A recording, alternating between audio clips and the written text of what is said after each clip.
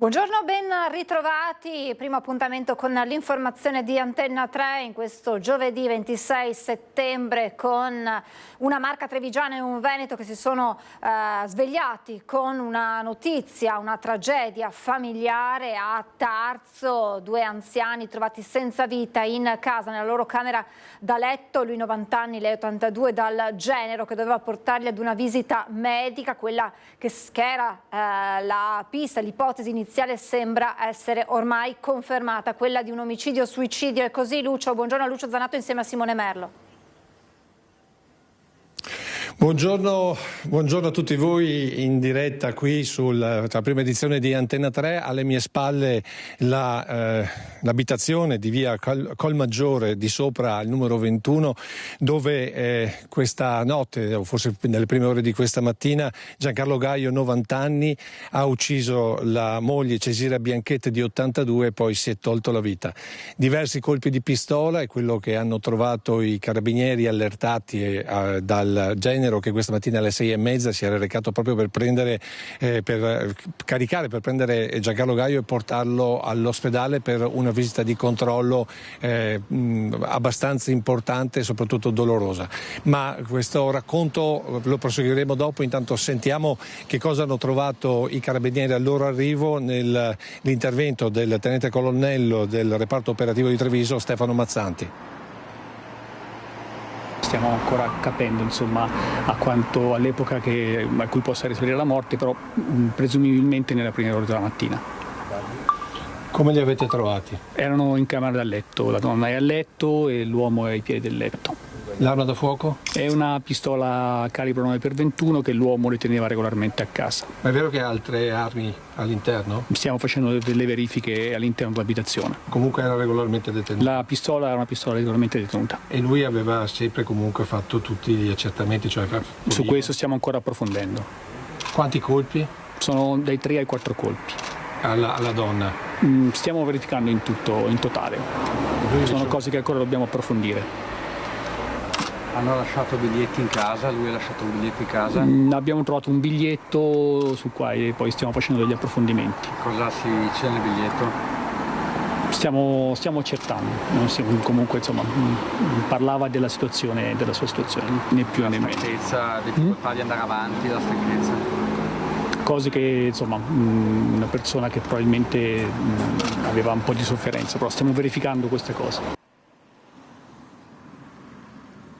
E appunto sofferenza è quella che aveva da tempo Giancarlo Gaio, che proprio questa mattina doveva recarsi all'ospedale di Conegliano per un raschiamento per quanto riguarda il basso ventre, un raschiamento che era estremamente doloroso e che si ripeteva costantemente, quindi la prostata a 90 anni si stava facendo sentire in maniera importante.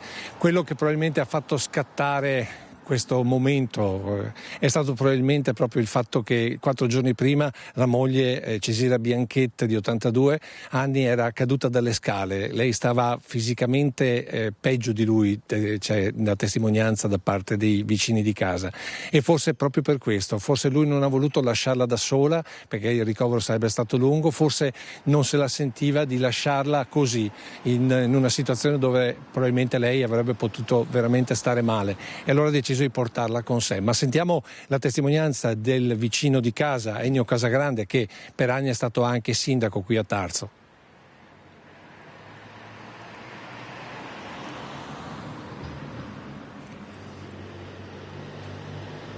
Tipica coppia normalissima, solo che ha avuto una figlia e questo lutto li ha colpiti profondamente, ecco.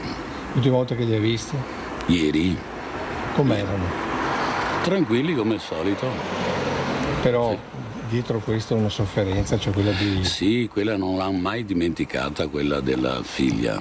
E poi l'aggravarsi della situazione sia come età, sia e acciacchi che dopo gli 80 anni arrivano e magari a 90 si accentuano.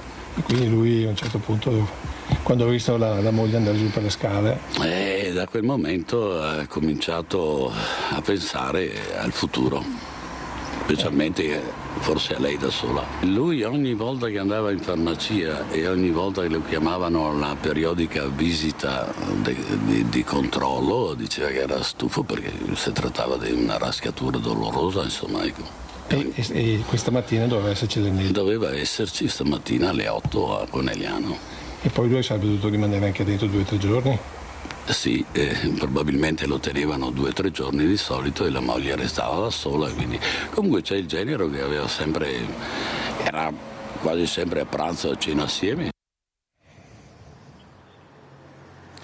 Ecco, la morte della figlia Dorotea di 40 anni, 4 anni fa, probabilmente aveva già cominciato a minare i pensieri proprio di Giancarlo Gaio. Va detto che Giancarlo Gaio era una persona solare, aveva partecipato come comparsa a diversi film, sembra strano ma è proprio così, aveva partecipato al film Vajont come comparsa, aveva partecipato a un film dedicato a Hemingway, Addio alle armi, qualche anno fa e questa sera vi faremo vedere alcune foto, quindi una persona solare, positiva, aveva lavorato in fornace, poi aveva lavorato come fornaio e poi finché il fisico l'ha aiutato, ha sempre cercato di aiutare tutto questo borgo, è un borgo lungo la strada che porta ai laghi, per intenderci qui a Tarso, e solo che aveva anche una grande passione, la passione era quella per le armi, tutte regolarmente detenute, si parla di 2 fucili e 3 pistole e va detto anche che pur avendo raggiunto l'età di 90 anni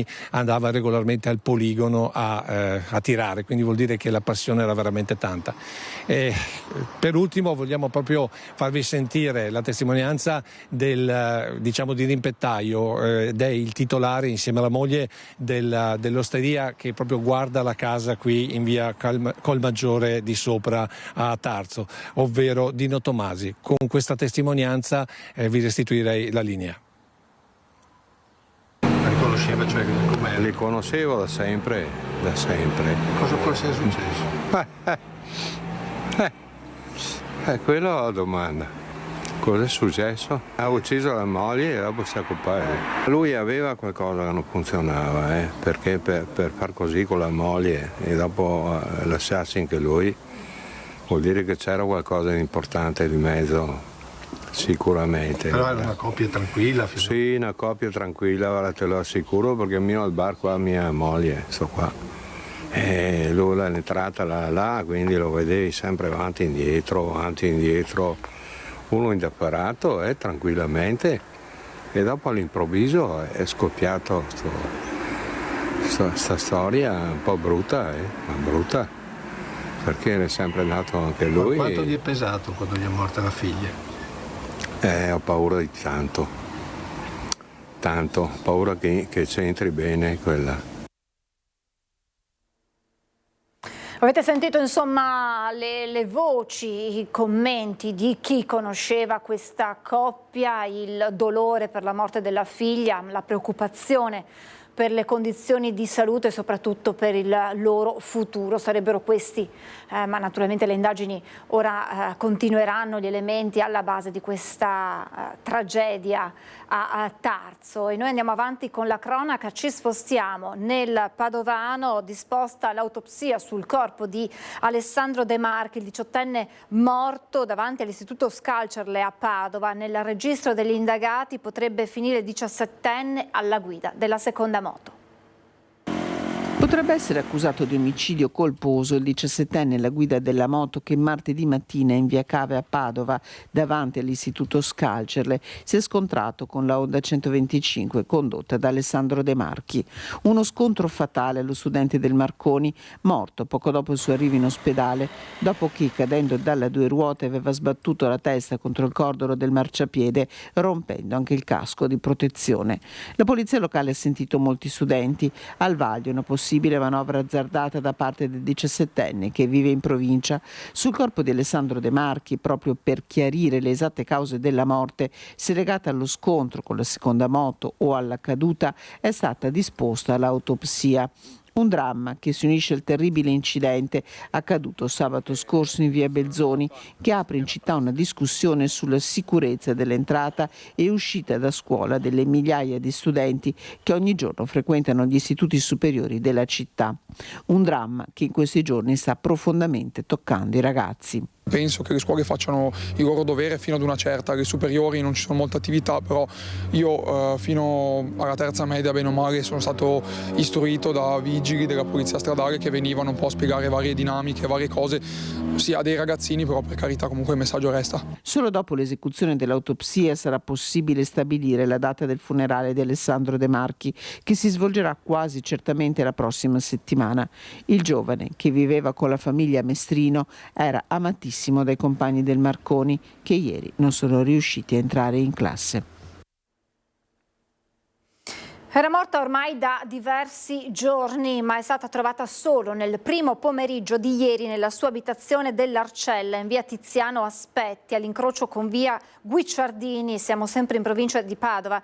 Tragedia della solitudine in città. La vittima è una donna di 67 anni, ex dipendente delle poste, ora in pensione. Sul posto anche la polizia. Sul corpo della donna non ci sono segni di violenza e le cause del decesso potrebbero essere naturali, forse a seguito di un malore. Il sopralluogo della polizia scientifica ha inoltre stabilito che dall'abitazione non manca nulla.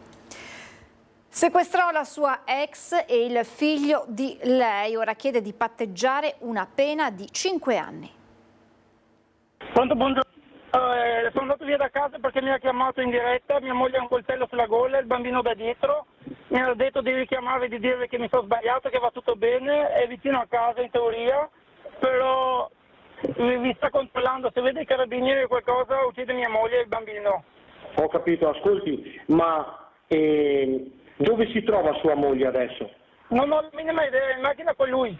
Ha chiesto di patteggiare l'intesa raggiunta con la procura di 5 anni. Sarà ora il giudice a decidere se accettare la pena o se considerarla troppo esigua. La sentenza nei confronti di Ardair Tari, il 30enne albanese che lo scorso 5 luglio sequestrò per ore una giovane donna con cui aveva avuto una breve relazione e suo figlio piccolo di appena 5 anni, è prevista per il 23 ottobre. La donna e il figlio vennero bloccati fuori dall'asilo a Borgorico sotto la minaccia di un coltello, fatti salire in auto verso una fuga in Trentino.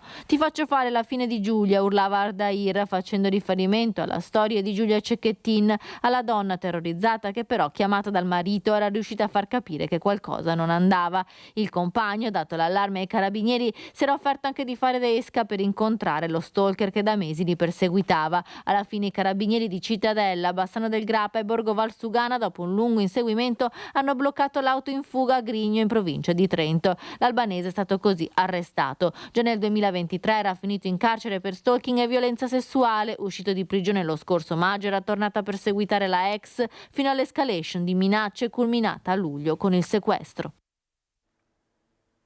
Protesta davanti alla prefettura di Padova dei sindacati CGIL e UIL, scesi in piazza contro il decreto sicurezza già approvato alla Camera.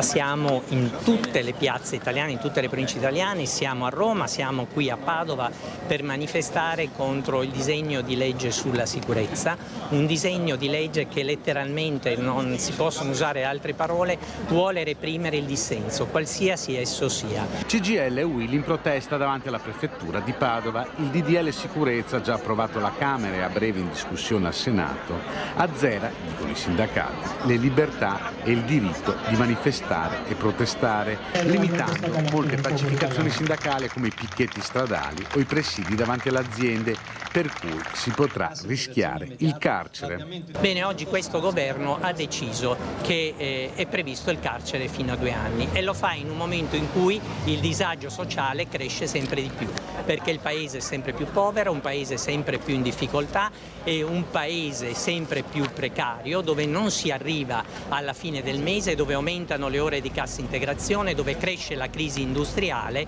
Noi siamo preoccupati perché silenziare il dissenso, mettersi in condizioni di patire pene pesanti solamente perché si manifesta, per esempio penso ai lavoratori che dovessero essere messi in cassa integrazione immediatamente, che vanno a manifestare in una piazza o vanno a manifestare davanti a una strada o un'autostrada, possono trovarsi che da reato amministrativo diventa un reato penale e questo ci preoccupa molto.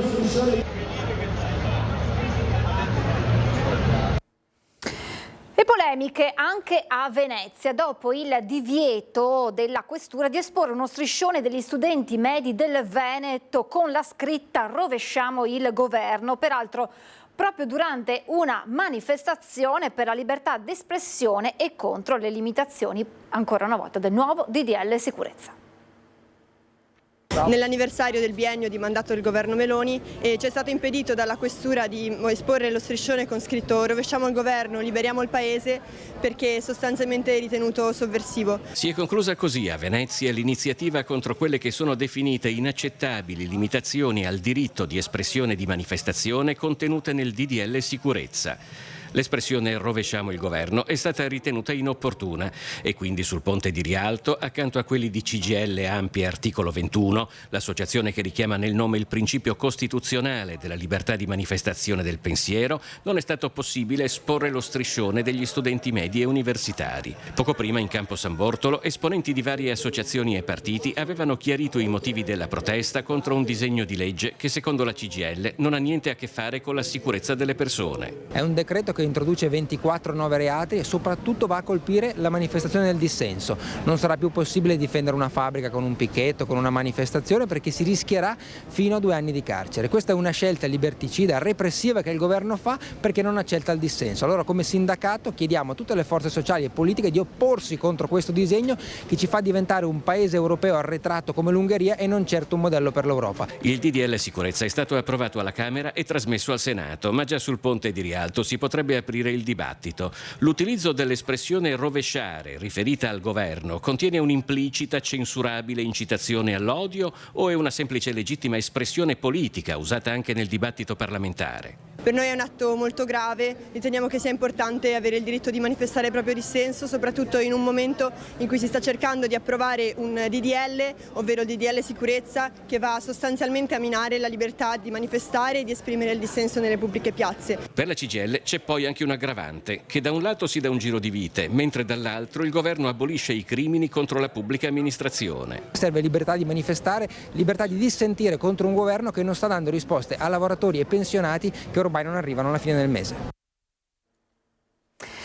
Un'agenzia che parla di un detenuto che scambia droga con un familiare che lo era andato a trovare in carcere. Una volta scoperto ha aggredito gli agenti penitenziari. È accaduto nel carcere veronese di Montorio, secondo quanto riferisce Gerardo Notarfrancesco, segretario del sindacato autonomo di polizia penitenziaria, il SAPPE. L'introduzione e il passaggio di hashish, prosegue Notarfrancesco, è avvenuto ieri durante il colloquio tra un detenuto con il proprio familiare, passaggio che non è sfuggito al personale addetto alla vigilanza, che ha così sospeso la visita, procedendo poi a perquisire il detenuto, che ha reagito minacciando il personale e colpendo gli agenti con calci e pugni. Dalla perquisizione sono state rinvenute alcune decine di grammi di hashish. Sia il detenuto che il familiare sono stati denunciati anche per minacce e oltraggio a pubblico ufficiale. Secondo Donato Capece, segretario generale del SAP, è un fenomeno sempre più in crescita quello dei tentativi di introdurre sostanze stupefacenti o apparecchi per la comunicazione negli istituti di pena del paese. Il SAP fa un appello alle istituzioni chiedendo l'immediato intervento del DAP e del Ministero della Giustizia. Sistema economico e legalità. In Camera di Commercio a Padova un convegno organizzato da Union Camere del Veneto e dall'Osservatorio regionale per il contrasto alla criminalità organizzata e mafiosa per fornire regole e strumenti alle aziende.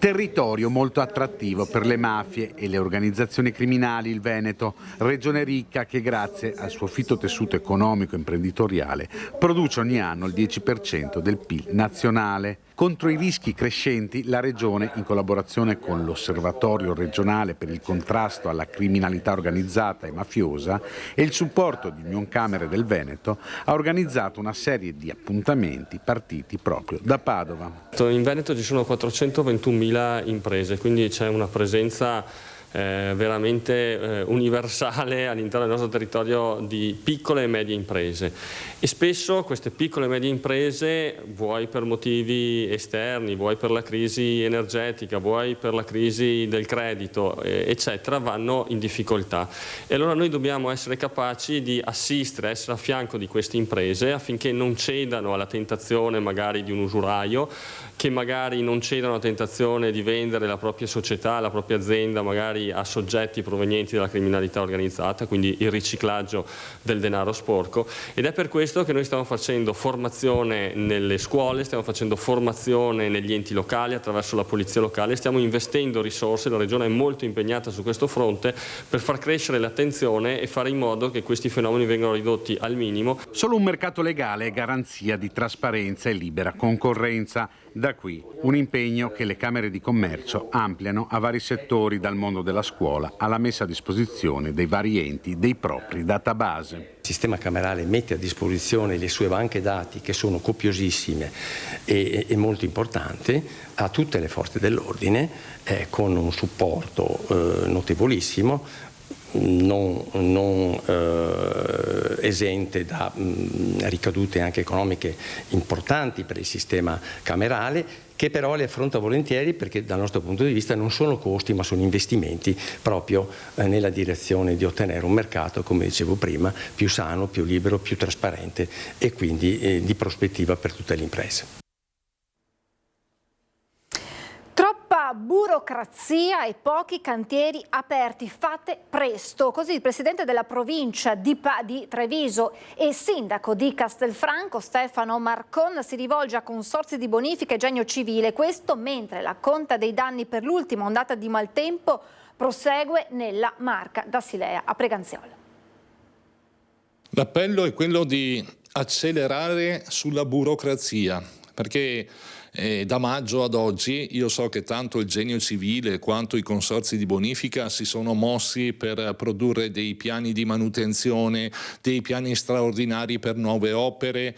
Però dico che ad oggi, passati 4 mesi dall'alluvione di maggio, 5 mesi anzi, scusate, non si è visto nessun riscontro concreto. Progetti tanti, cantieri pochi, parla nella duplice veste di sindaco di Castelfranco e presidente della provincia Stefano Marcon. Destinatari sono i consorzi di bonifica e il genio civile, a poco meno di 48 ore dall'ultima ondata di maltempo che ha lasciato segni pesanti non solo nella città del Giorgione, ma anche a Silea, Preganziola, San Zeno a Treviso, Casier, solo per citarne alcuni. Però passata l'emergenza poi non si vede alcun tipo di azione di manutenzione. So che stanno lavorando ai piani, devono fare i bandi di gara, tutte le cose che sono previste dalla procedura, però so anche che non abbiamo più tempo, i cittadini non hanno più pazienza, capisci? Quindi diamoci da fare tutti, l'appello è che tutti facciano più presto che possono, perché non c'è tempo da perdere. Anche perché, dice sempre Marcon, la stagione più critica, l'autunno, è alle porte. Ciascuno quindi faccia la propria parte. I canali irrigui sono competenza dei consorzi di bonifica, alcuni corsi d'acqua, per esempio a Castelfranco Veneto ne abbiamo 2, il Musone è competenza del Genio, la Venale è competenza del consorzio di bonifica Piave. Se cambia il clima, questo è il principio, devono cambiare anche gli strumenti, non è solo questione burocratica ma pure economica, che riguarda da vicino i comuni. Bisognerebbe avere la possibilità di avere le risorse per programmare manutenzioni e programmare opere strategiche in anticipo alle emergenze, altrimenti siamo sempre lì a rincorrere danni che succedono, paure dei cittadini, e finora siamo stati anche fortunati nella zona nostra che non abbiamo avuto vittime o feriti, e abbiamo visto in giro per il paese che così non è sempre. Dalla Marca al Vicentino con il bilancio dei danni dell'ondata di maltempo di lunedì.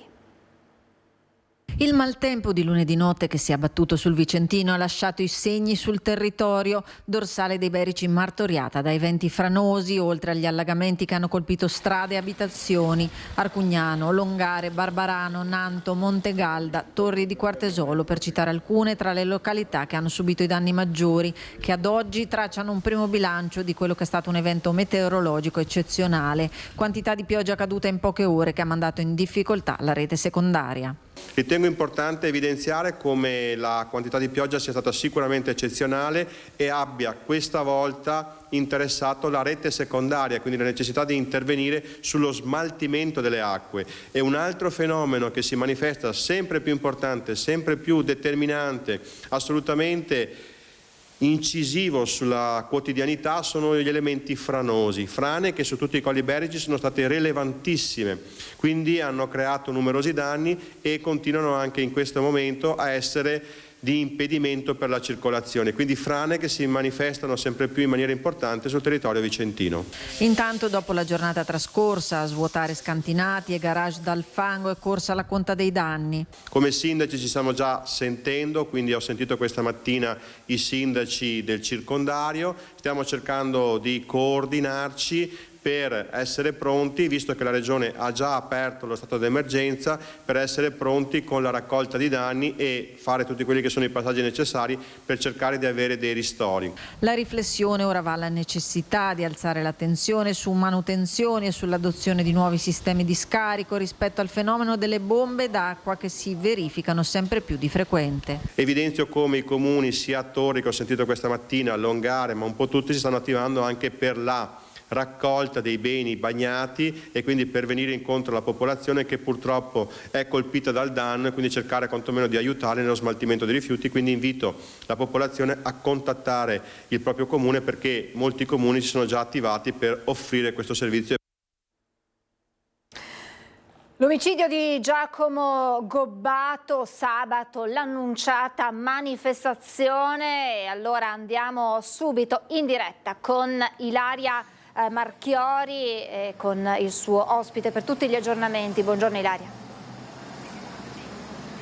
Buongiorno a te Francesca, buongiorno ai nostri telespettatori. Siamo qui con Sebastiano Bergamaschi del Laboratorio Climatico Pandora, che quella sera era insieme a Giacomo ed è qui insieme anche ad altri membri, rappresentanti delle associazioni che hanno organizzato la manifestazione che si svolgerà sabato alle 17 per Jack, per noi, per tutti, riprendiamoci la città. Questo lo slogan con cui sfileranno per le vie di Mestre con l'arrivo in Piazza Ferretto, una manifestazione che vuole ricordare quella che c'è stata precedentemente nel febbraio 2023 proprio per riprendersi la città, per lanciare un forte messaggio all'amministrazione e che oggi si vuole lanciare più forte che mai, proprio perché si è detto anche poco fa, la morte di Giacomo forse questa volta ha davvero smosso tante coscienze, giusto Sebastiano? Sì, assolutamente, crediamo che la questione fondamentale di fronte al dolore sia reagire e crediamo che l'esempio che Giacomo ha portato con le sue tragiche conseguenze abbia fatto aprire gli occhi a tante e tanti. Per questo la manifestazione, per questo la volontà di fare tutto quello che è in nostro potere a partire da subito, per far sì che non ci sia mai più bisogno di un altro Jack. Per questo riportiamo in piazza le rivendicazioni di riprendiamoci la città e per questo vogliamo che questo avvenimento tracci un cambiamento radicale a partire da subito. Le coscienze che vorremmo vedere più scosse sono proprio quelle di chi magari preso dalla paura in questi anni si è lasciato conquistare da chi l'ha illuso promettendogli sicurezza, ma in realtà appunto illudendolo, in realtà dandogli finte soluzioni e lasciandolo in questi 9 anni comunque in una situazione di estrema crisi in cui la sicurezza in città non è sicuramente migliorata. E parlo ovviamente di quello che ha fatto l'amministrazione fino adesso, ma se quelle tante persone che hanno rischiato appunto di farsi illudere a quelle vaghe promesse, grazie alla morte di Jack si potranno rendere conto del fatto che la strada da percorrere è un'altra, dal fatto che i fenomeni sociali in corso non possono essere affrontati con repressione e militarizzazione, ma devono essere affrontati grazie a il finanziamento di servizi, di spazi che non siano legati solo al profitto, si possono affrontare grazie alla presenza di cittadini e cittadine nelle strade. Ecco, questo sarebbe qualcosa di enorme che potrebbe cambiare davvero la situazione. Ecco Sebastiano, oltre naturalmente al fatto che vogliate lanciare un messaggio all'amministrazione, tutti continuano ad appellare anche ai cittadini dicendo non abbiate paura, se siamo uniti, se siamo in tanti, le cose possono cambiare. Quella sera voi non avete avuto paura, non vi siete voltati dall'altra parte E così non ha fatto Giacomo. Quella sera, quando voi vi siete fiondati per cercare di salvare quella donna dalla persona che poi vi ha colpiti in quel modo, che cosa ti ricordi ti ha detto Giacomo? Ma con Giacomo è stato uno scambio molto veloce, ci siamo semplicemente resi conto entrambi che ci aveva colpito. Ma una cosa voglio dire, tornando rispetto a quello che dicevamo prima, ho letto tante parole che ci chiamano eroi, e io non voglio che sia questa la retorica. Non esistono eroi, non esistono superpoteri, esiste la scelta di agire. Per fortuna ci sono tanti modi diversi in cui farlo, noi abbiamo deciso di farlo così, ma il presidio e il tessuto sociale che si può andare a costruire sono una delle tante risposte che si può dare a partire da ognuna di noi. La scelta che abbiamo fatto venerdì sera non è una scelta che si fa in un singolo momento, in una singola giornata, è una scelta che si fa nella vita e che poi sull'attimo e sul momento si sceglie di praticare per coerenza, perché abbiamo sempre scelto di portare avanti delle battaglie in questa città e mai avremmo potuto parlare senza agire in prima persona quando quelle ingiustizie ci si presentano davanti. Questo è quello che è successo venerdì, ben oltre i fatti di cronaca. Sebastiano, ti faccio solo un'ultima domanda. Lo rifaresti? 1000 volte. Ringrazio Sebastiano Bergamaschi davvero, perché non è stato facile essere qui con noi in questo momento. Qui da Mestre restituisco la linea allo studio. Grazie Ilaria Marchiori insieme a Sandro Ponch, grazie naturalmente anche a Sebastiano per questa testimonianza così forte di quella giornata e poi di questi giorni altrettanto difficili. Abbiamo parlato del maltempo prima del collegamento con Ilaria Marchiori e di questi eventi così importanti. Parlano gli esperti, temporali intensi e ripetuti come quelli degli scorsi giorni causati, spiegano i meteorologi, dalla maggiore energia presente in atmosfera. Essendoci una maggiore energia c'è una tendenza ad avere un maggior numero di fenomeni intensi con precipitazioni più facilmente concentrate in un numero minore di eventi. Più energia nell'atmosfera, più i fenomeni temporaleschi possono essere intensi. È quello che sta accadendo in questi giorni in tutto il Veneto. E quella che vediamo a sinistra è la distribuzione delle piogge quantitativi sul Veneto, dove si vede che c'è appunto una fascia di precipitazioni che va dal Veronese sull'occidentale, passa attraverso il Vicentino centro-sud, l'Alta Padovana e poi va a investire il Trevigiano. Si è trattato di un episodio misto in cui ci sono state sia precipitazioni temporalesche di forte intensità, sia delle precipitazioni legate un po' al flusso un po' più persistenti. Abbiamo avuto diversi temporali e alcuni di questi si sono spostati lentamente e in alcuni casi questi temporali sullo stesso territorio hanno avuto più di un passaggio di temporali, e questo ha fatto sì che se noi mescoliamo uniamo l'intensità dei fenomeni con la loro persistenza o ripetizione, andiamo ad avere dei quantitativi che vediamo a destra, che per molte stazioni sono stati tra gli 80 e i 100 millimetri. Fenomeni che originano soprattutto nel periodo autunnale a causa del flusso di correnti calde e umide che vanno ad impattare sulla montagna, aria che si solleva e condensa dando origine alla precipitazione, motivo per cui le zone maggiormente interessate da questi eventi sono quelle prealpine. Temperature più alte significano aria più calda e quindi più energia nell'atmosfera, ed è proprio dallo scontro in determinati periodi dell'anno tra flussi di venti di temperature molto diverse che viene favorita la formazione di temporali più intensi. Sul Veneto abbiamo avuto in circa 30 anni un aumento delle temperature di 1,5 gradi, che vuol dire 0,5 gradi, mezzo grado ogni 10 anni, che sembra poco. Da un punto di vista globale e climatico è un trend estremamente significativo. Allarme sicurezza stradale a Padova, la polizia ha fermato una corsa clandestina di moto in zona industriale. Ci colleghiamo in diretta con Chiara Gaiani, insieme a lei Cristian Roque Allende e il presidente di ACI Padova Nicola Borotto. Ma Chiara, c'è anche un aggiornamento in merito all'incidente di qualche giorno fa. Buongiorno a Chiara Gaiani.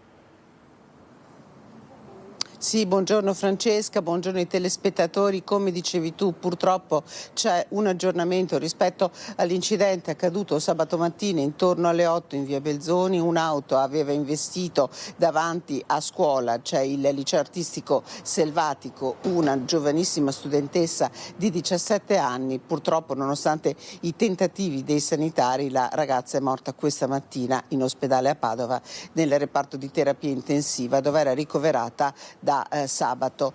Una ragazza di 17 anni originaria di Campodarsego, un altro lutto che si aggiunge a quella che sta diventando purtroppo una lunga scia di lutti per la provincia di Padova. Ricordiamo che martedì mattina davanti a scuola, un altro istituto superiore, in moto è morto un ragazzo di soli 18 anni. Un problema di sicurezza che si pone davanti alle scuole di Padova. Ce ne sono molti istituti superiori su cui tutti gli attori dovranno davvero interrogarsi. Io ringrazio Nicola Borotto, che è presidente di ACI Padova, sempre in campo e lavoro per la sicurezza stradale. Come dicevi tu, parliamo di gare clandestine, una gara clandestina di moto con 400 persone partecipanti, 400 motociclisti e molte persone, anche minorenni, che assistevano. È stata fermata dalla polizia 2 domeniche fa nella zona industriale di Padova, in via Svezia. Le immagini le faremo vedere tra poco nel servizio che ha preparato la collega Valentina Visentin. Ma Nicola Borotto, vorrei proprio chiedere: fenomeni di questo tipo, gare di questo tipo fermate dalla polizia, per fortuna rappresentano un vero e proprio pericolo? È assolutamente un pericolo di primo ordine, perché l'Automobile Club ha anche la vigilanza e sovrintende al rilascio delle licenze del mondo sportivo automobilistico, ovviamente, quindi anche le gare amatoriali, le gare di campionato italiano che avvengono sul nostro territorio, ognuno per la competenza della propria provincia sovrintende e non solo detta le regole e mantiene il rispetto delle regole per le gare automobilistiche autorizzate. Le gare abusive sono un dramma quando avvengono e dove avvengono, prive di qualsiasi rispetto delle regole, di qualsiasi rispetto della vita delle persone. Plaudo al signor Questore che ha deciso di fare una roba del genere. Peraltro è inconcepibile che il rispetto delle regole, ovviamente, che porta poi alla morte, ai feriti e a tutto quello che ci va dietro, ancora nel 2024 avvengano questi fenomeni. Ogni tanto a cicli storici queste cose si ripetono e non riusciamo a capire il perché, da dove nascono, come nascono, che cosa spinga le persone a far parte di queste realtà. Io potrei dirvi che 2 anni fa avevamo in qualche piazzale della provincia alcune gare, qualche gincanna, qualche prova di abilità, prova cronometrata, eccetera, perché all'interno dei parchi chiusi, ovviamente, no, dei piazzali, queste cose possono avvenire, eccetera, entro certe regole, ma non sono concepibili. Non sono capibili, non hanno senso, sono cose scioccanti, non possiamo accettarle, come comunità non possiamo assolutamente accettarle. Ecco, è intervenuta la polizia, tra l'altro 50 le persone che sono state identificate, 28 i fogli di via emessi. Allora ringrazio Nicola Borotto e il collega Cristian Roque Allende che è stato con noi. Io vi lascio il servizio che ha confezionato la collega Valentina Visentin, in cui appunto vi proponiamo proprio l'immagine di quanto è accaduto. All'arrivo delle sirene della polizia, un muro di moto ha cercato di impedire agli agenti di scendere dall'auto ed identificare i partecipanti al raduno automobilistico clandestino. Teatro delle gare a folle velocità il rettilineo di via Svezia in zona industriale. Erano quasi 400 tra motociclisti e automobilisti che domenica pomeriggio si stavano sfidando pericolosamente, mettendo a repentaglio non solo la loro vita ma anche quella di un centinaio di persone che stavano assistendo alle gare organizzate per commemorare la scomparsa di Luca Salvadori, noto pilota e youtuber. I poliziotti, nonostante l'accerchiamento, sono riusciti a far disperdere le moto, riuscendo poi ad intercettare una quarantina di giovani, tra cui vari minori, e bloccando lo starter che si trovava in mezzo alla strada, pronto a dare il via alla competizione illegale. I motociclisti, tutti con il casco scuro calato sul volto, avevano rimosso anche le targhe delle moto per non farsi riconoscere. Alla fine la questura di Padova, dopo aver identificato una cinquantina di persone, ha disposto 28 fogli di via obbligatori nei confronti di altrettanti giovani. Uno dei presenti, un 53enne, ha inveito e offeso gli agenti minacciandoli di usare il fucile contro di loro, e per questo è stato denunciato. Nella perquisizione a casa sono state sequestrate alcune armi regolarmente detenute, assieme ad un silenziatore e a varie munizioni non dichiarate. A dare l'allarme della gara clandestina domenica pomeriggio alcuni testimoni. Il raduno abusivo era stato organizzato attraverso il passaparola sui social e in rete. Ci fermiamo per la pubblicità, tra pochissimo.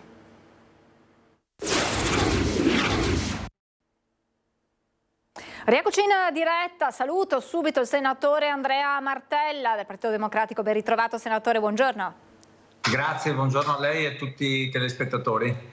Abbiamo tanti temi da affrontare insieme, tra l'altro alcuni anche già introdotti con i collegamenti e i servizi del nostro telegiornale, ma inizierei subito, senatore, dall'autonomia, perché c'è una data, 3 ottobre.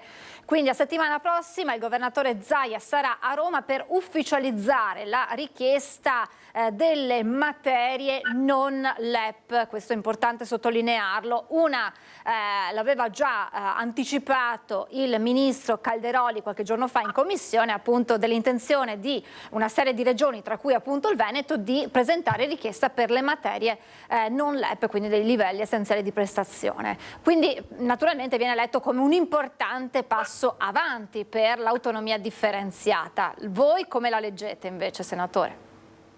Beh, innanzitutto prima del 3 ottobre c'è un'altra data, quella di oggi, il 26 settembre. Sono state presentate 1.200.000 firme in Cassazione per abrogare questa autonomia differenziata che noi riteniamo sbagliata e pericolosa, che non faccia nemmeno gli interessi dei veneti. Ora si esprimerà la Corte Costituzionale e non c'è dubbio che a noi quella del referendum è apparsa l'unica strada per fermare questa legge Calderoli, ma anche per aprire nel Paese un dibattito su un modello di autonomia diverso, davvero utile ai cittadini e vicino alle amministrazioni. Vedremo questo incontro del 3 ottobre che cosa produrrà. Io penso che siamo ancora ai preliminari, anzi ritengo che la maggioranza sia un po' incartata su questo punto per problemi di procedure che sono lunghissime, per problemi di risorse economiche che non ci sono, come è stato detto ieri anche da Calderoli,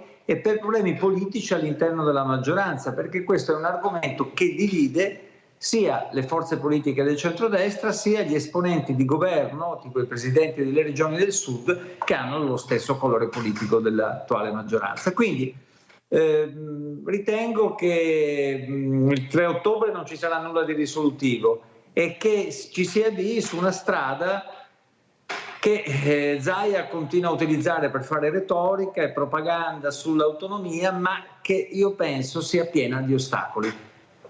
Dei passi che non porteranno a nulla di concreto, mi sembra di capire questo, insomma, dalle sue parole, al di là poi chiaramente della possibilità poi di concretizzare questo referendum. Guardi, questo eventuale confronto, che non è solo con la Regione Veneto, anche con le altre regioni che hanno fatto richiesta, riguarda le materie non LEP, cioè quelle che non hanno bisogno dei livelli essenziali delle prestazioni. Anche su questo però le regioni delle varie parti d'Italia hanno qualcosa da dire, perché se tu fai LEP, li fai sulla base della spesa storica e non dei fabbisogni reali, e rischi di cristallizzare le divisioni, le disuguaglianze territoriali che già esistono. E poi mi permetto di dire che su alcuni di questi LEP, cioè per esempio il commercio con l'estero, sia molto complicato che una regione possa avere una propria funzione legislativa. Sì, può aiutare l'internazionalizzazione delle imprese, ma non certo fare una politica che deve avere una scala almeno di carattere europeo. Insomma, quello che io ho sentito in questi giorni, che ho messo in evidenza tante volte, ma che ho sentito ieri da Calderoli, io alla Commissione per il federalismo, è che ci vuole una legge primaria per poter attuare questo, quindi che deve essere votata dal Parlamento. Ci vogliono dei decreti attuativi e ci vogliono delle risorse economiche che attualmente non ci sono, né per le materie non LEP né per le materie LEP. Un bel problema. Io penso che si arrivi a un punto in cui ci sarà un cortocircuito.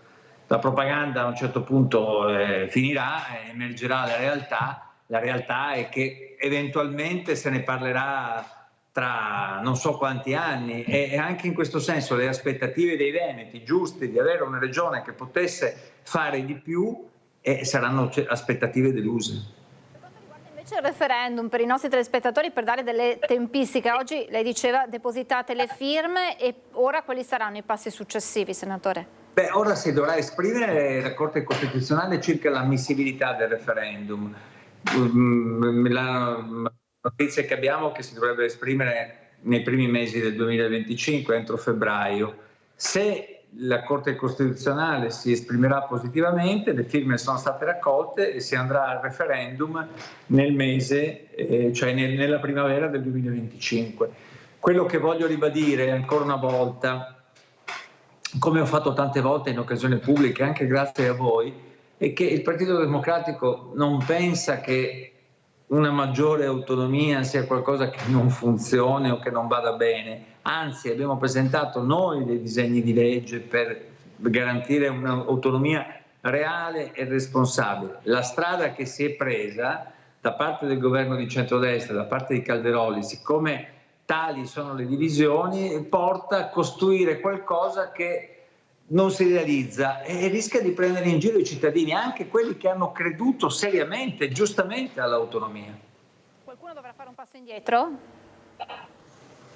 Ma io penso che si faranno un po' di passi di lato, si dirà sì, adesso stiamo vedendo, proviamo, guardiamo, dobbiamo aspettare la legge di bilancio, capire le risorse. Però io non vedo di fronte a un referendum che gli elettori di Forza Italia o di Fratelli d'Italia la pensino allo stesso modo di quelli della Lega, e quindi i referendum sono sempre dei passaggi importanti in democrazia. Gli elettori diranno la loro. Quello che penso è che sulla strada di questa maggioranza il referendum possa rappresentare una difficoltà. Avete visto, sul premierato non ne parlano più in questo momento, come se l'avessero messo in congelatore. Sull'autonomia le cose vanno avanti perché noi abbiamo raccolto le firme, però mi pare che Massimo Cacciari abbia definito questa dell'autonomia una bomba ad orologeria sull'attuale governo. C'è un altro tema di questi giorni che divide l'opinione pubblica, ma insomma sembra creare anche qualche divisione all'interno della stessa maggioranza, ed è quello della cittadinanza per i cittadini stranieri. 500.000 firme raccolte per una legge per velocizzare le tempistiche. La Presidente del Consiglio Meloni ha detto che l'Italia ha già una buona legge sulla cittadinanza. Ecco, questa è la dimostrazione che i cittadini, usando anche lo strumento della raccolta di firme per il referendum, sono più avanti di una certa politica, e quindi c'è stata una grande adesione alle possibilità di sostenere questo referendum. E io penso che la posizione della Meloni, anche la posizione di Zaia, sia del tutto anacronistica, perché oggi una riforma della legge di cittadinanza è un atto di civiltà. Significa riconoscere che ci sono tanti ragazzi che sono nati in Italia da genitori stranieri che però risiedono regolarmente nel nostro paese, e a questi può essere data la cittadinanza italiana nel rispetto dei determinati requisiti, e che i tempi devono essere brevi, oppure che esistano ius scholae, cioè un ragazzo, ci sono 100.000 ragazzi stranieri nelle scuole del Veneto, di cui 70.000 nati in Veneto. Studiano l'italiano, sanno anche il dialetto, completato un ciclo di studi, penso che non ci sia nulla di male a dargli la cittadinanza. Peraltro è una richiesta che viene anche non solo dalla società civile, come detto, per una questione di diritti, ma che viene anche dal mondo dell'economia, che ci chiede di avere un rafforzamento del nostro tessuto con nuove forze, meglio se istruite e formate. E quindi secondo me è davvero anacronistico dire la legge è del 92 e va sicuramente rivista sulla base dei cambiamenti che ci sono stati nel corso di questi anni. Ho visto che Forza Italia ha detto che vuole fare una legge, noi le abbiamo già depositate in Parlamento, mi auguro che tutto questo non sia stato così un passatempo estivo, ma che si possa discutere seriamente. In ogni caso ci sarà anche su questo il referendum e noi lo sosterremo. In questi giorni ci sono diverse manifestazioni di piazza contro il DDL sicurezza, contro un provvedimento che molti dicono toglie la libertà, va da togliere la libertà di parola, di espressione. L'abbiamo parlato prima con un servizio, a Venezia è stato vietato il poter esporre un cartello con la scritta "rovesciamo il governo", un DDL insomma che crea molto malumore tra i cittadini e le associazioni. Sì, ci sono state varie manifestazioni, anch'io ieri ho partecipato ad una manifestazione indetta da associazioni dei sindacati per contrastare questo decreto che ora sarà all'attenzione del Senato e che prevede delle norme sulla sicurezza che aumentano pene quando abbiamo già le carceri sovraffollate, però non incidono realmente sulla sicurezza dei cittadini, basta vedere quello che accade nelle nostre città, e invece una serie di norme un po' liberticide, anzi parecchio liberticide, che sono contro lo spirito della nostra Costituzione e che incidono appunto sulle libertà personali. Basti fare solo l'esempio che è previsto il reato di resistenza pacifica o passiva, cosa che può mettere in discussione manifestazioni sindacali o manifestazioni studentesche, come lei ha detto. Insomma, mi pare che la cifra di questa destra sia ancora una volta, invece che colpire i reati contro il patrimonio o quelli contro la pubblica amministrazione, voglia incidere maggiormente sul terreno delle libertà dei cittadini, costruendo un clima sociale di maggiore controllo, ma che poi non ha esiti nemmeno su quella che è la reale sicurezza dei cittadini. Ecco, c'è poi una vicenda a proposito di sicurezza che ha sconvolto, quella dell'omicidio di Giacomo Gobbato, il giovane intervenuto in difesa di una donna minacciata che stava per essere scippata. Sabato ci sarà una manifestazione a Mestre, annunciata la presenza compatta dell'opposizione che punta il dito contro l'amministrazione comunale, rea a loro dire di non aver fatto abbastanza sul fronte appunto sicurezza. Diciamo che questa manifestazione è innanzitutto una manifestazione di dolore per quello che è avvenuto a Mestre la settimana scorsa, ed è una manifestazione in ricordo di questo ragazzo generoso e straordinario che per aiutare una persona ha sacrificato la propria vita.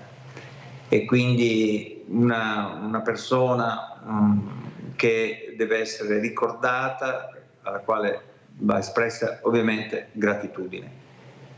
Questa è la prima questione. La seconda questione è che in una città come Mestre da tempo cittadini, associazioni economiche, commercianti e tanti chiedono politiche di maggiore sicurezza, di maggiore decoro, di rilancio anche sociale ed economico della città. Io non discuto che le forze dell'ordine siano presenti, ci sono e svolgono un lavoro encomiabile, ma purtroppo il territorio non è più sotto controllo. Le persone hanno paura, le forze dell'ordine non riescono ad essere dappertutto e nonostante si faccia grande retorica, come abbiamo detto, sulla sicurezza. Ho chiesto di nuovo al governo di mettere Mestre e anche Venezia, per quello che è venuto, al centro di un'agenda di possibili interventi. L'altro aspetto è che nel corso di questi anni, a causa delle scelte fatte dall'amministrazione Brugnaro, sono venute meno tutte le politiche per contrastare il disagio sociale, per prevenire fenomeni come quelli che vediamo molto spesso sulle strade di Mestre, cioè per intervenire con quell'altra parte fondamentale insieme al controllo e alla repressione, che è la prevenzione, e una serie di politiche sociali ed urbane che possono garantire una città più dignitosa.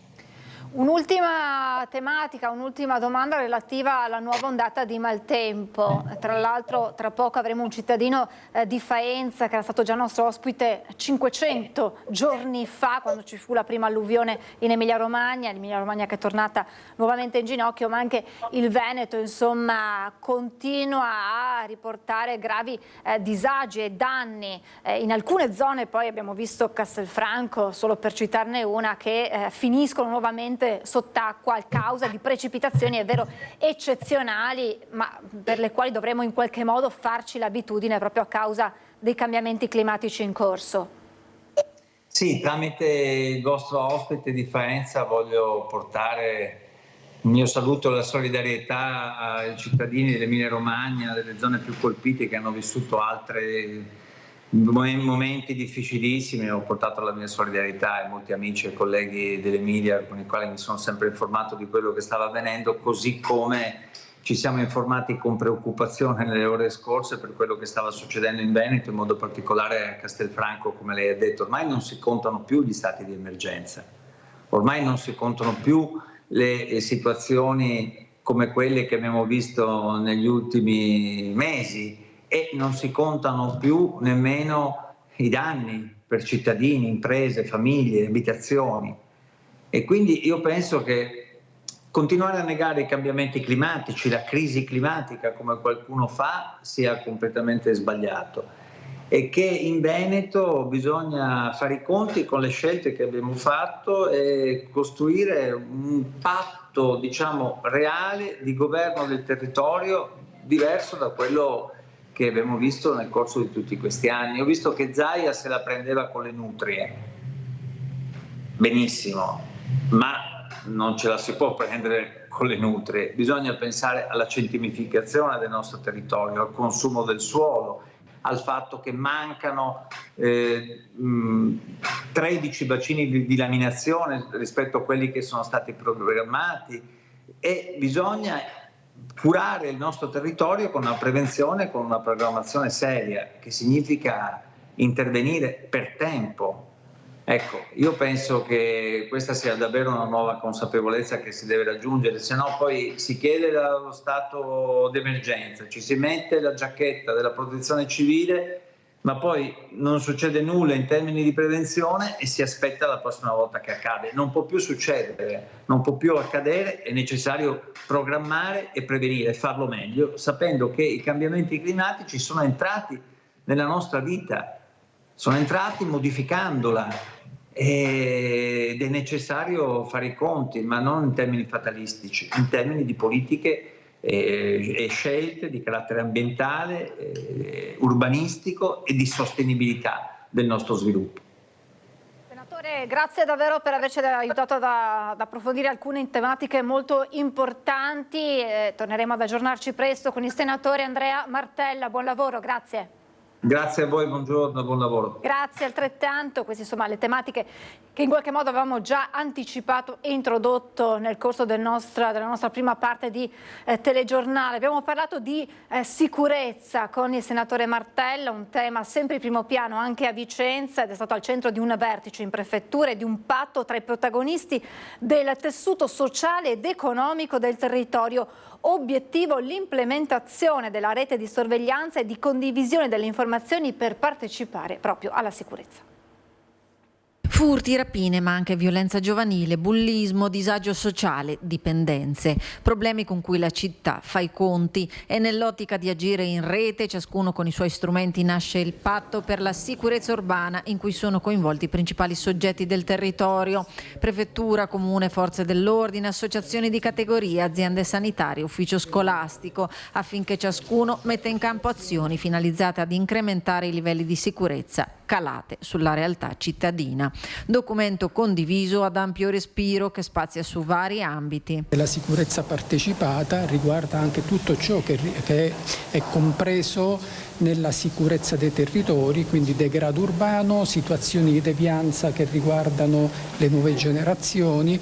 Ecco perché il coinvolgimento dell'istituto o della direzione dell'ufficio scolastico provinciale e regionale, e in modo particolare tutto ciò che è collegato alla devianza giovanile. Condivisione delle informazioni e implementazione del sistema di videosorveglianza per l'efficacia che le telecamere installate sul territorio dimostrano sia in chiave preventiva che di controllo. Questo prevede anche la installazione e il potenziamento, ecco perché io confido nell'intervento anche delle associazioni di categoria, perché si possa prevedere una interconnessione di tutti gli impianti già esistenti, intendo sia di privati che di aziende, una interconnessione con le sale operative delle forze di polizia. Abbiamo chiesto più volte allo Stato una grande presenza in città per aumentare la sicurezza nel contesto di Vicenza, quindi maggior presenza di forze dell'ordine. È importante che arrivino gli agenti della questura che abbiamo chiesto, che continuiamo a chiedere, è importante che ognuno faccia la propria parte, chiaramente anche il comune con la polizia locale, e che ci sia il coinvolgimento anche delle associazioni di categoria, dei privati per esempio, nell'implementare i sistemi di videosorveglianza che poi possono essere allacciati alla rete pubblica. Ci fermiamo ancora per qualche istante di pubblicità, restate con noi, a tra poco.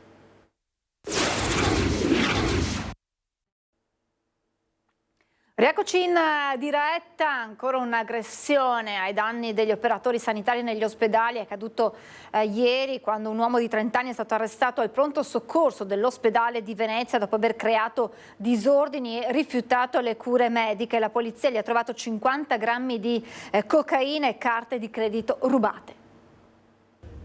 Ennesima aggressione al personale sanitario in quella che oramai sta assumendo i connotati dell'emergenza. All'ospedale civile di Venezia un trentenne è stato arrestato dopo aver creato disordini e rifiutato le cure mediche. Era stato trasportato al pronto soccorso in idroambulanza, ma una volta arrivato ha iniziato a comportarsi in modo particolarmente molesto contro il personale sanitario. Infermieri e personale medico, sospettando che l'uomo fosse sotto l'effetto di sostanze stupefacenti, hanno allertato immediatamente la sala operativa della Questura di Venezia. Le forze dell'ordine a quel punto sono immediatamente intervenute e, nonostante le difficoltà, sono riuscite a fermare l'uomo per eseguire degli accertamenti. Sono intervenute immediatamente le forze dell'ordine, alle quali va dato naturalmente il plauso per la loro professionalità, e sulla base dei protocolli condivisi abbiamo potuto gestire una situazione che poteva complicarsi notevolmente nel modo più corretto possibile. Durante la perquisizione gli agenti hanno trovato addosso all'uomo 50 grammi di cocaina e diverse carte di credito rubate. È stato quindi arrestato e condotto in carcere.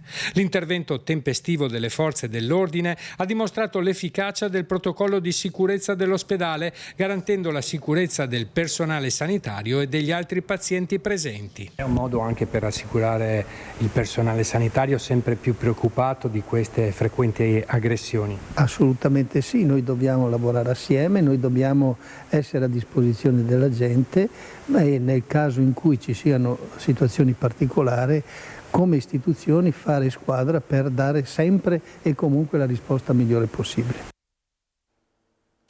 Ve l'avevo annunciato prima durante la chiacchierata con il senatore Martella della presenza di un cittadino di Faenza, e lo saluto.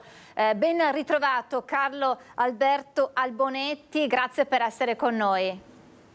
Buongiorno a voi signori, buongiorno. Noi ci eravamo visti circa 500 giorni fa, quando l'Emilia Romagna fu colpita da quella devastante alluvione. Sono passati circa 15 mesi e purtroppo troviamo di nuovo l'Emilia Romagna piegata dal maltempo. Qual è la situazione oggi, signor Carlo Alberto? Allora, la situazione oggi relativamente alle zone da dove inizia di solito il disastro, che è quello di Faenza, poi ci sono le zone montane per altri motivi, quando il fiume Marseno si getta sul fiume Lamone. Diciamo che Faenza è stata colpita in un quartiere solo dal torrente Marseno, che è esondato, che poi chiamarlo torrente ormai o forse non aveva mai avuto senso. E questi signori, che sono i miei diripettai dalla parte di là del fiume, sono la terza volta che nel giro di 16 mesi vengono e abbiamo tutti una gran rabbia addosso, perché so che cosa vuol dire, e anche se questa volta non ho avuto danni perché non avevo più nulla da danneggiare, si può così dire, tra virgolette, i mobili che avevo ormai sono andati quasi tutti persi, e buonanotte. Comunque, detto questo, quello che ha fatto molto peggio è stato verso i paesi a valle, e avete visto tutti quanti voi la situazione dagli elicotteri, che poi c'è da dire, per inciso, che le video che vengono, le visioni, cioè le immagini, credetemi, non riportano fedelmente quello che la gente può provare. Ecco. Signor Carlo Alberto, più che oltre alla rabbia, io qui ho un comunicato del comitato, insomma, rabbia, umiliazione, mi sembra che ci sia ancora tanta disperazione, tanta angoscia, paura. Lei prima, quando ci siamo sentiti, mi ha detto continuiamo a guardare il cielo, anche oggi guardo il cielo e spero. Sì. Un attimo che mi riprendo. Prego. Sì, mi trova molto d'accordo con questo comunicato che il Comitato Cittadini ha voluto fare. L'unico punto che posso fare al Comitato Cittadini è che questo tipo di comunicazioni bisognava averle fatte fin da subito, perché loro hanno partecipato a tutti i piani di lavoro, cadendo nella trappola di far parte del gioco, purtroppo, che c'è stato. Però la comunicazione del Comitato Cittadini è stata molto puntuale, sia nel rimarcare le robe che non sono state fatte nessuna, come puntualizza qua in un paragrafo dove dice quegli interventi che avrebbero potuto salvare la città e la provincia dal disastro, ovvero bacini di laminazione, cassa espansione, zone allagamento controllato e realizzazione di strutture di contenimento del Marseno, e io aggiungo la dragatura dei fiumi. I fiumi non contengono più l'acqua che contenevano 10, 20, 20 anni fa, non la contengono più, perché si sa, il fango, i campi che crollano dentro al fiume. Per esempio, l'ultima devastazione che è stata fatta un po' di pulizia del fiume Lamone solo nell'ambito cittadino. Io vedo però qui, quando adesso vado a camminare, a farmi qualche camminata, che ci sono andati dentro interi campi, e allora se ci sta dentro la terra non ci sta l'acqua. E allora tutte queste cose io le avevo già viste che non erano state fatte, quando anche i miei ex commilitoni che mi sono venuti a visitare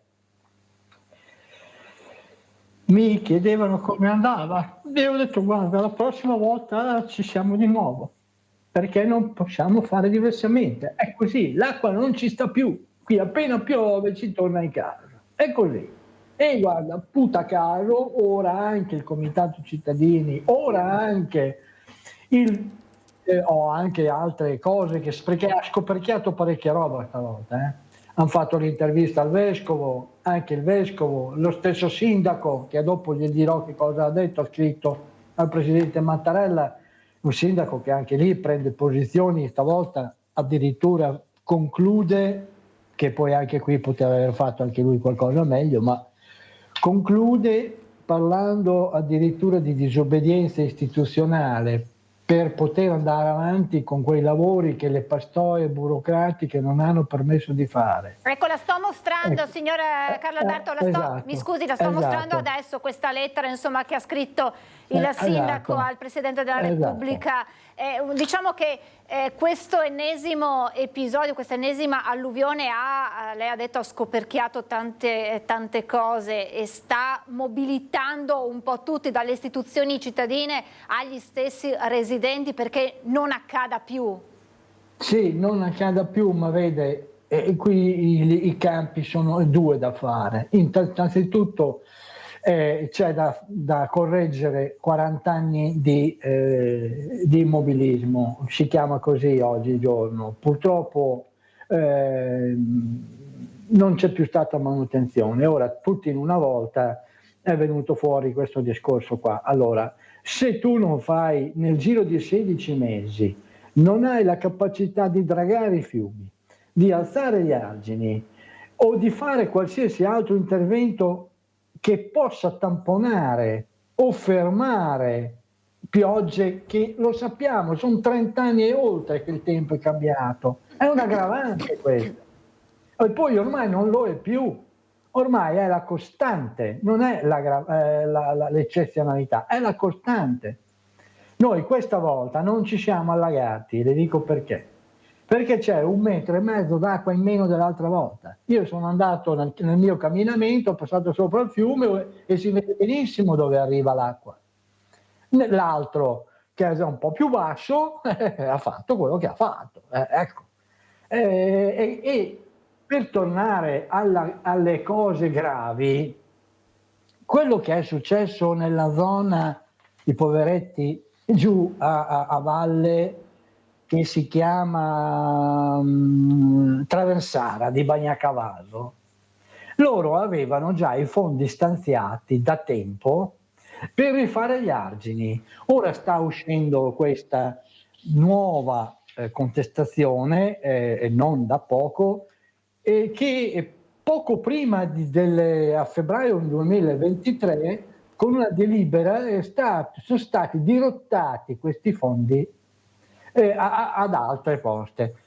Io adesso non mi metto in queste cose perché sono strettamente politiche, non mi interessa, però è solo per spiegare che se ti danno i soldi per fare degli argini più alti e non li fai, o non li fai, questi disgraziati che hanno 2 metri d'acqua, gli sono andati giù gli argini, ma chi glielo va a raccontare a loro che era da febbraio del 2023 che potevano fare gli argini nuovi e non sono stati fatti? E così succede regolarmente in tutti gli altri posti, compreso Faenza, compreso Brisighella, Marradi, compreso Modigliana, che sono tutti paesi a monte. Ecco. Perciò ora qui esistevano, ecco, poi chiudo, ho imparato piani di bacino triennali, quinquennali, che erano già previsti già da tempo. Ora qua nei comunicati, specialmente quello del comitato cittadino, e ne fa riferimento anche il sindaco, cioè bisogna mettere fuori la freccia a destra, a sinistra, da qualunque parte si possa passare.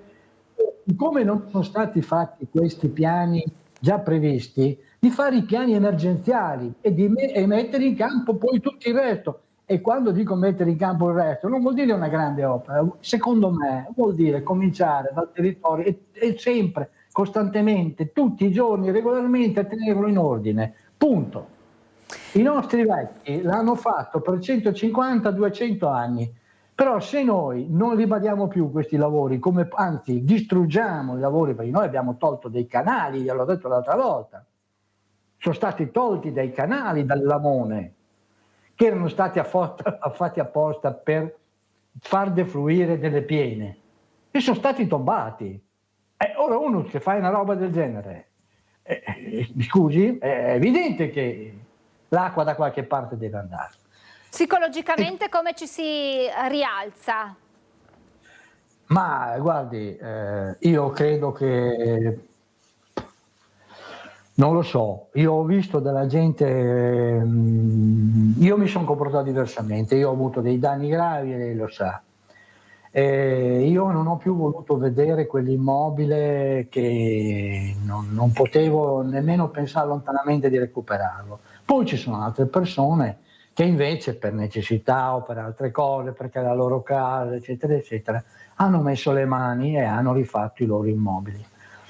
Allora io qui sotto, proprio nel mio piccolo condominio, nel piccolo villette, ce ne sono tanti che se le sono sistemate, perché la parte bassa era stata devastata. E io ho detto, c'hanno del coraggio. Ecco, mi piacerebbe, e non gliel'ho chiesto per delicatezza, ma mi piacerebbe chiedergli, ma l'altra notte, quando sono passati con la macchina, che poi, ascolti questa chicca, alle 10 e qualcosa, dicendo che tutti quelli che erano stati colpiti del 2023 dovevano andarsene o andare ai piani alti. Cioè, una dichiarazione di reso totale. Io ero appena tornato dalle ferie e mia moglie mi dice rifacciamo la borsa perché tra un po' ci vengono a portare via. Io ho detto no, io stavolta qui non me ne vado, perché l'acqua qua su, se viene qua o la notte, ma come ci si deve sentire? Non ci sente niente, perché io adesso se viene giù un temporale prendo le macchine e le sposto da un'altra parte, io non mi immagino come si sente. E poi c'è l'altra cosa che paesi devastati come Faenza hanno l'annoso problema, per fortuna, ma non si dice in questi casi per fortuna che tu sei stato colpito poco, colpito molto, non colpito. Ci sono interi quartieri che regolarmente, al di là delle piene, dei fiumi o quant'altro che piove, loro vengono alluvionati dal basso, dalle fogne. Non sono state comprate neanche le idrovore. E questa volta chi non ha avuto il danno dal fiume l'ha avuto dalle fogne, in altri 2 quartieri dalle fogne. E qua c'è una polemica che non finisce mai, con tanto, giustamente perché si paga la ditta appaltatrice. Ecco, come ci si riesce a... Così la gente ricostruisce. E riceve tanta solidarietà. La cosa positiva in questa dramma è la solidarietà. Sì, ho rivisto ancora i ragazzi girare e io non so, io non me li sarei rimessi, glielo dico sinceramente, ho incontrato altre 2 persone, ho detto io non mi sarei più rimesso gli stivali neanche morto. Stavolta proprio non ne potevo più. E non è finita, perché se non fanno i lavori, cara la mia signora, io l'ho sempre detto, cosa ce ne facciamo? Ecco, un'altra curiosa polemica, ma i soldi vi arrivano. Allora, i soldi per fare i lavori, il generale ha sempre detto che c'erano, bastava fare il progetto, mandarglielo entro mezzanotte, alla mattina avevano il bonifico, eccetera. Non è mai stato smentito. Bene. Io sono convinto, ma sono sicuro che gli amministratori di tutti i colori, di tutte le cose, non sono in grado di fare non sono in grado di fare progetti, perché se li avessero voluto fare, li avrebbero già fatti anche in passato. E allora i soldi sono rimasti lì, o non sono stati spesi o sono stati spesi male. Ora io so, perché vedo un esempio qui da noi, a Faenza, che stanno facendo dei lavori che secondo me è stata la colpa dell'alluvione, ma la colpa dell'alluvione non c'è. L'altro discorso è quello dei soldi, dei sussidi alle persone, alle famiglie, eccetera. D'accordo, vanno bene. La prima parte, pochi, ma hanno dato una mano. La seconda parte, la piattaforma ha fatto fatica ad andare, ma io quello che ho sempre detto, signori, se io dovessi rifarmi il mio appartamento, cosa che non ho fatto, perché non vedevo mettere in sicurezza il territorio. E cosa faccio se non mi sento sicuro? Prima bisogna fare quello e poi dopo bisogna chiedere i soldi per magari che ti vengano incontro per rifare l'appartamento, ma la gente però purtroppo non può dormire sotto i ponti, questo è il fatto, è una brutta situazione.